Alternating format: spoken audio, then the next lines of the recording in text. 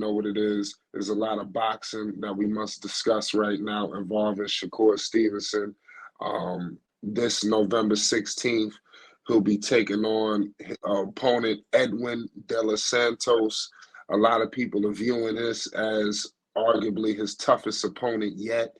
It is what it is. Shakur Stevenson has definitely been just all over the news radar, all over media, but it seems to be this fight, which is for the vacant world WBC lightweight title, the title that Devin Haney was holding, but clearly, he did a curveball swerve, but we'll get into that a little bit later.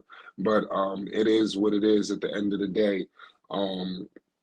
Shakur Stevenson, I believe that this fight should be definitely pushed a lot more.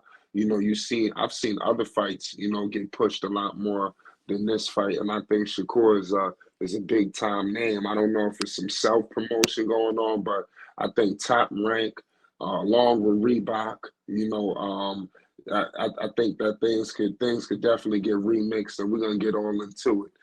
It's Flight Sports. This should be an amazing night of boxing. Make sure you subscribe so you don't miss a second of coverage, because November 16th is going down. I'm telling you, it's Flight Sports. I got my lead boxing analyst Phonics in the building. Phonics, what's the deal? It's Flight Sports TV. What's good, Flight, man? What's good, audience? Yo, man. What's happening to Shakur Stevenson is the same thing that happened to Bud Crawford. Bob Arum knows they want to leave. You know what I'm saying? And he's not going to promote him. So I don't know the intricacies to Shakur Stevenson's contract. I don't know if it's almost up or if it's not up, and maybe he's just fulfilling these fights, but they're not giving him the fights that he wants. And not only they're disrespecting him, and they're not promoting him. And this is what Bob Arum did when right before Terrence Crawford left. Matter of fact, Bob Arum said something, I'm paraphrasing, well, he should promote himself. All the biggest fighters are promoting themselves. Why isn't he? You know what I'm saying? So it's really a damn shame that a great generational fighter like Shakur Stevenson, nobody even knows he's fighting next week, on a weekday for that matter, which is extremely disrespectful. It's not like it's Thanksgiving week when everybody's off, or Black Friday, or the Christmas week. It's literally when people are still working. Then he's fighting Edwin de Santos. He's a decent fighter, but nobody fears him. You know what I'm saying? It's just crazy to me, man. It's crazy to me how they doing business, and it's very disrespectful to Shakur Stevenson and his camp, man. And I don't know who's spoken out about it. Yeah, well, it's wild, like I said, I just was noticing, like I said, because this is for a title fight, and like I said, I don't like the fact that it's on a Thursday. What do you think about that? Because all his fights was on the weekends. What's up with this Thursday fight? That's the disrespect. There's nothing up with it, bro. We don't even know why they're fighting on Thursday, and just like you said earlier, no promotion.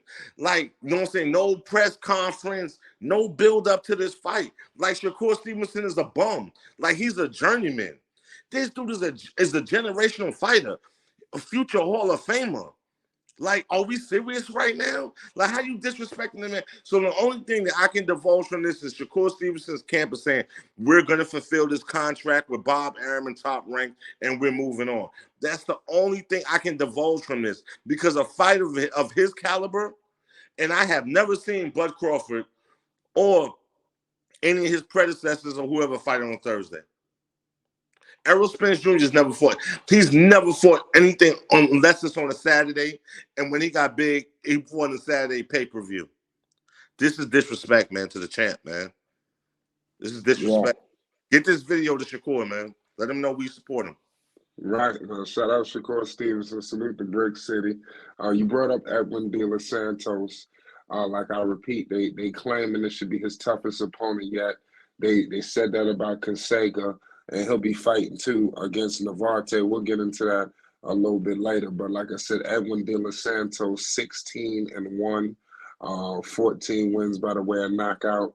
So clearly this guy, he's a southpaw, just like Shakur Stevenson.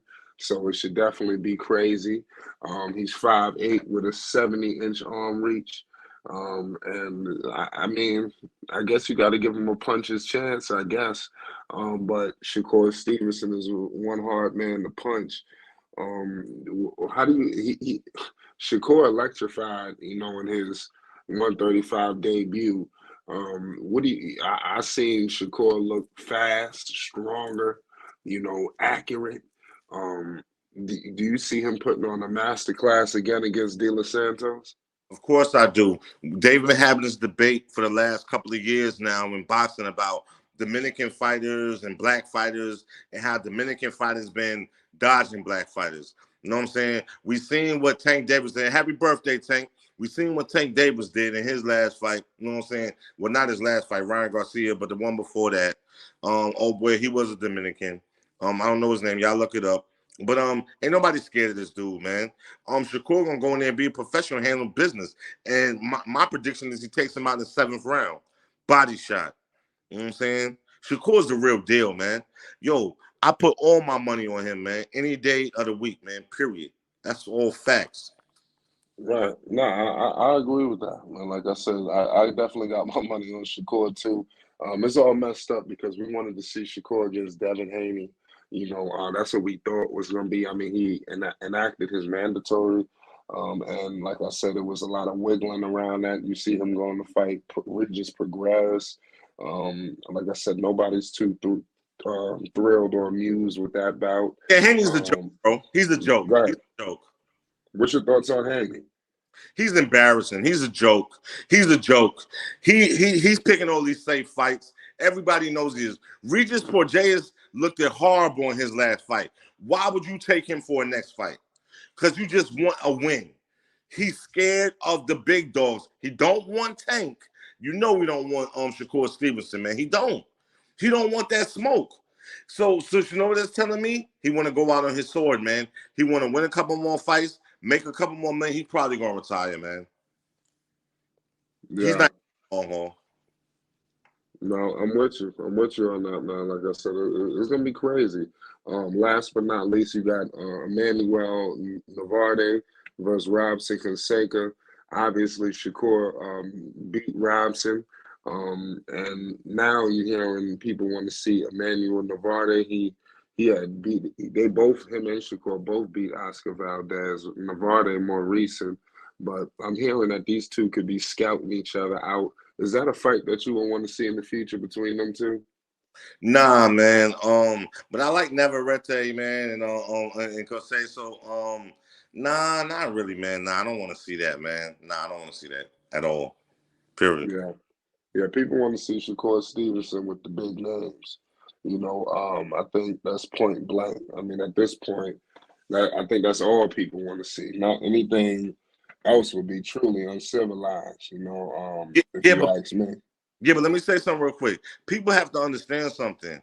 The boxing world took notice when Errol Spence got beat down like that. So you don't think these champs is thinking like, I don't want to go out like that? You know what I'm saying? Yeah. I don't care how confident they are in their abilities. You never know until you get in that ring, man. That's what Devin Haney's thinking about. That's why he ain't fighting nobody. But I digress.